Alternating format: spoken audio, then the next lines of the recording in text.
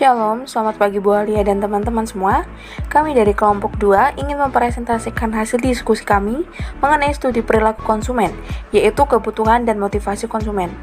Namun sebelum masuk kepada sesi materi, anggota kelompok kami terdiri dari Dinda Iswari, Nathanael Vanes, Jessica, dan 5 Mas. Untuk selanjutnya, kita akan langsung mulai membahas materi. Baik, untuk materi pertama kita akan membahas mengenai pengertian motivasi konsumen menurut para ahli. Di mana di sini terdapat dua ahli yang mendefinisikan pengertian motivasi konsumen. Yang pertama ada Shipman dan Kano. Mereka mendefinisikan motivasi itu adalah sebuah faktor pendorong yang terjadi di dalam diri individu dan mendorong mereka untuk terus bertindak, atau motivasi tersebut itu bisa saja muncul akibat dari suatu kebutuhan yang tidak terpenuhi. Jadi maksudnya adalah jika suatu individu itu belum berhasil mencapai tujuan dengan baik, maka akan ada motivasi sebagai pendorongnya. Lalu yang kedua itu adalah dari ahli Solomon yang mengatakan bahwa motivasi perilaku konsumen itu merupakan sebuah proses yang menyebabkan orang itu melakukan sebuah tindakan sesuai dengan perilakunya. Nah, jadi contohnya itu ketika timbul kebutuhan dan konsumen ingin memenuhinya. Lalu yang kedua adalah dari ahli Solomon yang mengatakan bahwa motivasi perilaku konsumen itu merupakan sebuah proses yang menyebabkan orang bisa melakukan tindakan yang sesuai dengan perilakunya. Jadi contohnya itu ketika timbul kebutuhan dan konsumen itu ingin memenuhinya, jadi akan ada ketidaknyamanan yang akan muncul gitu, karena ia ingin cepat-cepat memenuhi kebutuhan yang dirasakan tadi, sehingga bisa menimbulkan keinginan untuk cepat menghilangkan kebutuhannya. Perkenalkan, saya 5 Mas Liberty Gumilanggeng dengan NIM 80202043. Pada kali ini saya akan menjelaskan mengenai hubungan motivasi dan kebutuhan konsumen. Nah, kedua hal ini saling berhubungan dan saling mempengaruhi karena motivasi ini muncul karena adanya kebutuhan yang dirasakan oleh konsumen. Lalu kebutuhan tersebut muncul karena adanya ketidaknyamanan yang seharusnya sesungguhnya dirasakan. Mengapa demikian? Karena motivasi ini adalah kebutuhan yang dirasakan yang akhirnya mendorong seseorang untuk memenuhi kebutuhan tersebut hingga tercapai. Lalu selanjutnya saya akan menjelaskan mengenai model motivasi, Shipman, dan Kano. Jadi saya beri contoh yaitu ketika lapar. Nah, lapar ini adalah kebutuhan dan keinginan yang tidak terpenuhi. Padahal seharusnya kita ini kan harusnya merasakan nyaman dan tidak kelaparan. Nah, hal tersebut menimbulkan tekanan dan akhirnya menimbulkan dorongan dan mendorong kita untuk melakukan sebuah perilaku. Perilaku tersebut membuat kita untuk melakukan tujuan untuk memenuhi kebutuhan dengan cara membeli makanan, sehingga rasa lapar yang kita rasakan itu berkurang, sehingga tekanan tersebut berkurang otomatis. Nah, dalam proses kognitif kita belajar banyak. Contohnya, kalau misal kita merasa lapar, kita memiliki proses kognitif nih. Kita mau makan di mana ya? Kalau di kampus itu, contohnya kalau di kampus ini kan ada rindang atau kafet. Nah, akhirnya saya memberi kesimpulan tuh, aku lapar, tapi aku maunya makan di kafet kayak gitu. Dari situ kita belajar untuk mengarahkan perilaku.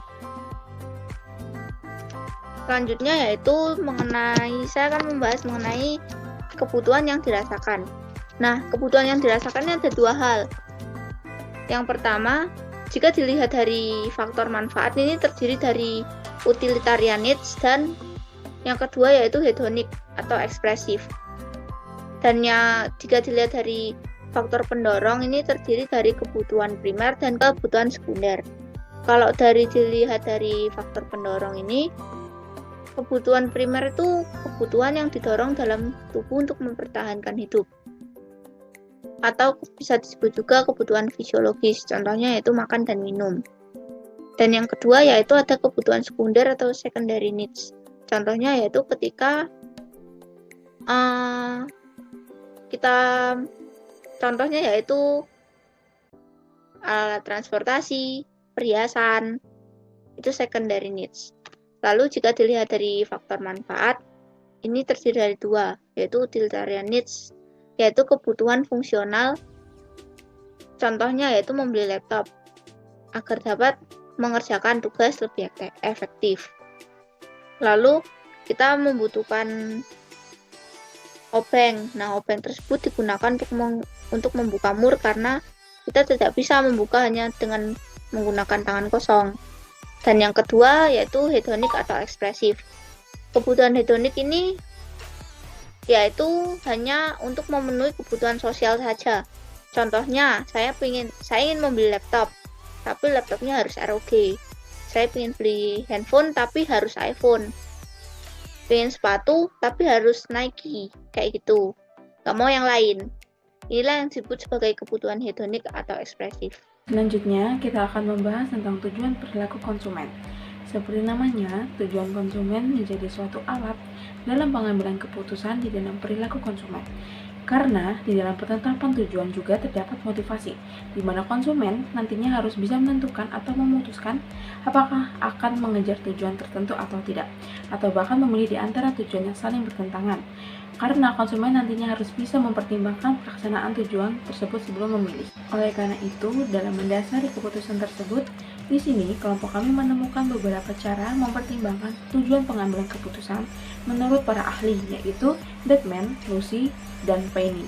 Yaitu yang pertama meminimalkan upaya keputusan, yang kedua meminimalkan emosi negatif selama pengambilan keputusan, dan yang ketiga memaksimalkan kemudahan keputusan.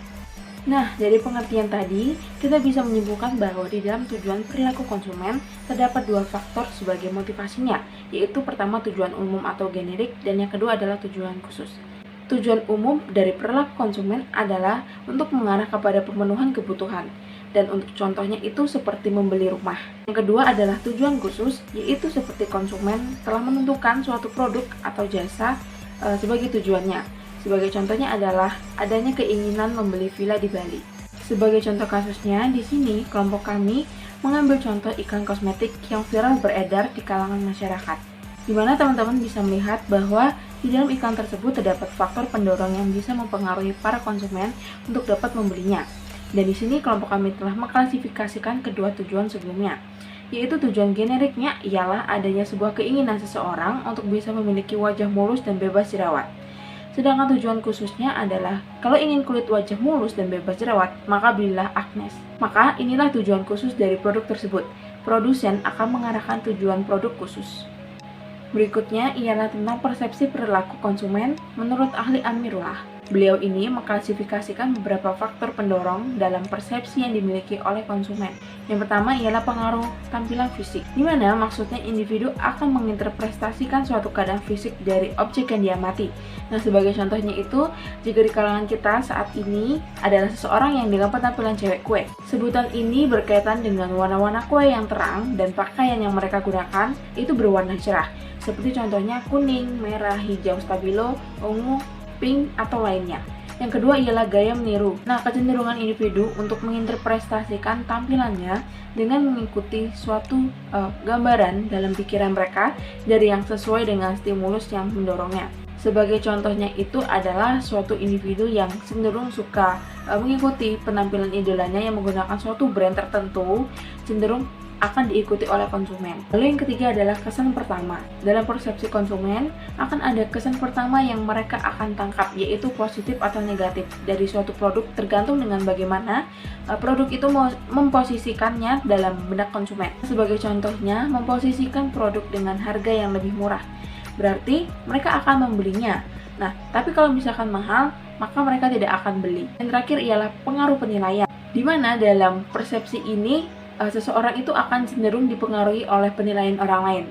Jadi jika orang itu menganggap baik suatu produk, maka konsumen biasanya akan percaya atas penilaian tersebut.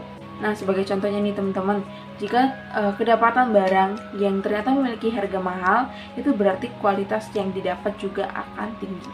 Saya Siska Natasha dengan NIM 80200039. Saya akan melanjutkan materi yaitu teori kebutuhan. Nah, ada teori kebutuhan Maslow yang terdiri dari 5 kebutuhan. Yang pertama ada kebutuhan fisiologis yang terdiri dari makanan, minuman, kehangatan, istirahat. Yang kedua ada safety needs, kebutuhan keamanan, security, safety. Yang ketiga ada belongingness and love needs, terdiri dari intimate relationship, friends. Yang keempat esteem needs yang terdiri dari prestige dan feeling of accomplishment. Yang terakhir ada aktualisasi diri yang terdiri dari achieving one's full potential dan including creative activities. Selanjutnya tingkat kebutuhan Maslow. Yang pertama ada kebutuhan fisiologis. Ini iklan Vatigon multivitamin Vatigon C+. Dalam kebutuhan fisiologis konsumen akan tambahan vitamin yang dibutuhkan tubuh untuk menjaga daya tahan tubuh. Kebutuhan fisiologis sendiri merupakan kebutuhan dasar manusia, yaitu kebutuhan tubuh manusia untuk mempertahankan hidup. Kebutuhan tersebut meliputi makanan, air, udara, rumah, pakaian, dan seks. Selanjutnya kedua, kebutuhan sosial. Contohnya iklan rokok Sampurna dan Clean and Clear yang mengilustrasikan kebutuhan sosial, hubungan pertemanan yang saling menyayangi dan diterima. Kebutuhan sosial merupakan kebutuhan berdasarkan rasa memiliki dan dimiliki agar dapat diterima oleh orang-orang sekelilingnya atau lingkungan sekitar. Kebutuhan tersebut berdasarkan kepada perlunya manusia berhubungan satu dengan yang lainnya. Yang ketiga, kebutuhan aktualisasi diri. Contohnya iklan Morinaga Platinum menunjukkan penerapan prinsip kebutuhan aktualisasi diri pada hierarki kebutuhan Maslow. Kebutuhan aktualisasi diri itu merupakan kebutuhan yang berlandaskan akan keinginan dari seorang individu untuk menjadikan dirinya sebagai orang yang terbaik sesuai dengan potensi dan kemampuan yang dimilikinya. Yang keempat, kebutuhan rasa aman. Contohnya iklan Prudential dengan tagline Always Listening, Always Understanding yang mengimplementasikan kebutuhan rasa aman yang dimiliki seseorang. Kebutuhan rasa aman itu sendiri merupakan kebutuhan tingkat kedua setelah kebutuhan dasar yang merupakan kebutuhan perlindungan bagi fisik manusia. Yang kelima, kebutuhan ego. Contoh iklan Nissan Serena dengan tagline The Peak of Success dan iklan Vatigon Spirit menggambarkan keahlian produsen untuk memikat konsumen dengan menerapkan kebutuhan ego. Kebutuhan ego itu merupakan kebutuhan untuk mencapai derajat yang lebih tinggi dari yang lainnya. Manusia berusaha mencapai prestasi, reputasi, dan status yang lebih baik. Manusia memiliki ego yang kuat untuk bisa mencapai prestasi yang lebih baik untuk dirinya maupun lebih baik dari orang lain. Selanjutnya, teori motivasi. Ada 3 bentuk kebutuhan. Yang pertama ada kebutuhan akan pencapaian atau needs for achievement. Individu dengan kebutuhan akan pencapaian atau prestasi tinggi ini sangat termotivasi oleh pekerjaan yang menantang dan bersaing. Mereka mencari peluang promosi dalam pekerjaan dan memiliki keinginan yang kuat untuk mendapatkan umpan balik atas pencapaian mereka. Yang kedua ada kebutuhan akan kekuasaan, needs for power. Nah, kebutuhan akan kekuasaan ini adalah keinginan dalam diri seseorang untuk memegang kendali dan wewenang atas orang lain dan memengaruhi serta mengubah keputusan sesuai dengan kebutuhan akan keinginannya sendiri. Yang ketiga ada kebutuhan akan afiliasi atau needs for affiliation. Kebutuhan untuk berafiliasi adalah dorongan seseorang untuk memiliki hubungan interpersonal dan sosial dengan orang lain atau sekelompok orang tertentu. Mereka ini bukan pencari resiko dan lebih berhati-hati dalam melakukan pekerjaannya. Individu ini bekerja secara efektif dalam peran yang didasarkan pada interaksi sosial seperti customer service dan tugas-tugas yang dapat berinteraksi dengan pelanggan lainnya. Selanjutnya adalah faktor-faktor yang mencerminkan kebutuhan pencapaian yang tinggi. Yang pertama ada keinginan yang kuat untuk tanggung jawab pribadi. Yang kedua keinginan timbal balik yang cepat dan konkret dengan mempertimbangkan hasil dari pekerjaan mereka. Yang ketiga melakukan pekerjaan dengan baik. Yang keempat kecenderungan untuk mengatur tujuan yang layak. Yang kelima manusia dengan kebutuhan yang akan menghasilkan tingkat pencapaian tujuan yang tinggi. Yang keenam suka mengambil tanggung jawab untuk menyelesaikan masalah. Yang ketujuh menentukan target-target pencapaian masuk akal. Yang kedelapan mengambil risiko-risiko dan penuh perhitungan. Yang kesembilan berkemauan keras untuk memperoleh umpan dari atas kinerjanya. Selanjutnya akan dilanjutkan oleh teman saya. Strategi pemasaran merupakan sebuah konsep di mana sebuah perusahaan itu dapat mengatur organisasinya sendiri. Nah, kegiatan ini tuh bertujuan agar bisnis yang dijalankan itu dapat berhasil, dapat bersaing, dan dapat mendapatkan imbal hasil dari pemegang saham. Nah, terdapat 4 tujuan dilakukannya strategi pemasaran, yaitu meningkatkan koordinasi antara anggota sebagai alat ukur kinerja, sebagai dasar dalam mengambil sebuah keputusan, dan dapat meningkatkan kemampuan dalam menghadapi perubahan. Ini adalah konsep penting dalam pemasaran. Nah, terdapat 5 konsep penting dalam strategi pemasaran, yaitu yang pertama adalah segmentasi pasar. Hal ini tuh diperlukan bagi sebuah perusahaan karena memang konsumen itu memiliki tingkat kebutuhan dan keinginan yang berbeda-beda. Oleh karena itu, sebuah bisnis itu harus melakukan klarifikasi pasar yang bersifat heterogen menjadi satu kesatuan yang bersifat homogen. Nah, contoh dari segmentasi pasar ini itu adalah iklan dari susu Anlin. Mereka menyediakan berbagai macam variasi rasa dengan satu kesatuan. Nah, kemudian ada marketing positioning. Ini tuh perusahaan harus memiliki sebuah pola yang spesifik agar mendapatkan posisi yang kuat di dalam pasar. Nah, yaitu tuh dengan memilih segmen yang paling menguntungkan bagi mereka. Contoh iklan ini adalah iklan dari Smartfren. Mereka tuh menggunakan jargon mereka yang memposisikan dirinya sebagai provider anti lelet dan tercepat. Seperti itu. Kemudian ada marketing entry strategi. Itu merupakan strategi bisnis agar dapat memasuki segmen pasar tertentu. Nah, hal ini tuh dapat berupa seperti membeli perusahaan lain, internal development, ataupun perjanjian kerjasama dengan perusahaan lain. Kemudian ada marketing strategi, mix strategi. Itu merupakan kumpulan dari beberapa variabel yang telah digunakan untuk mempengaruhi tanggapan konsumen. Nah, variabel tersebut bisa dapat berupa produk, price, place, promotion, proses, dan people psychological evidence. Kemudian yang terakhir adalah timing strategy. Nah, ini tuh merupakan pemilihan waktu yang tepat dalam melakukan strategi pemasaran tersebut. Adalah aktivitas penting dalam strategi pemasaran. Nah, terdapat 3 hal yang merupakan sebuah inti dari sistem pemasaran sebuah perusahaan. Yaitu yang pertama adalah produk. Produk itu merupakan suatu hal yang dapat memenuhi kebutuhan ataupun keinginan konsumen. Nah, strategi produk ini yang dapat dilakukan oleh suatu perusahaan itu adalah yang pertama itu adalah penentuan logo dan moto, serta dapat menciptakan sebuah merek ataupun kemasan. Nah, yang kedua adalah struktur harga. Hal ini tuh bertujuan agar dapat memaksimalkan laba, memperbesar market, memperlihatkan mutu dari sebuah produk, serta dapat mengukur persaingan pasar. Yang terakhir itu adalah kegiatan promosi. Nah, kegiatan promosi ini tuh merupakan kegiatan untuk mempengaruhi konsumen agar dapat tertarik pada produk yang dapat kita tawarkan. Selain itu, melalui promosi ini tuh dapat bertujuan agar konsumen itu dapat mengetahui dan mengenal produk yang dapat kita tawarkan kepada mereka. Nah, terdapat 5 sarana promosi, yaitu yang pertama adalah periklanan, promosi penjualan publikasi, personal selling, serta direct marketing. Selanjutnya ada aplikasi penting dalam teori motivasi. Nah, yang pertama itu ada segmenting.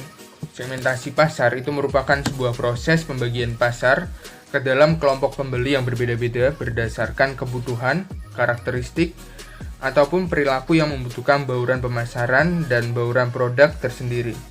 Nah, hal ini itu merupakan sebuah dasar untuk mengetahui bahwa setiap pasar itu terdiri dari segmen yang berbeda-beda.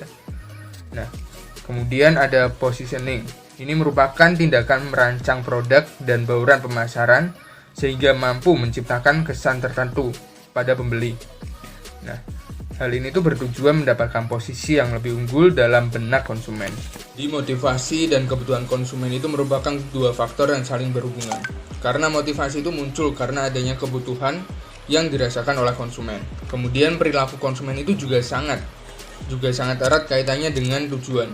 Karena tujuan itu dapat mengatur keputusan secara independen dan tujuan tertentu yang dikejar oleh konsumen, sehingga akan membentuk juga sebuah persepsi sebagai faktor pendorong perilaku konsumen tersebut.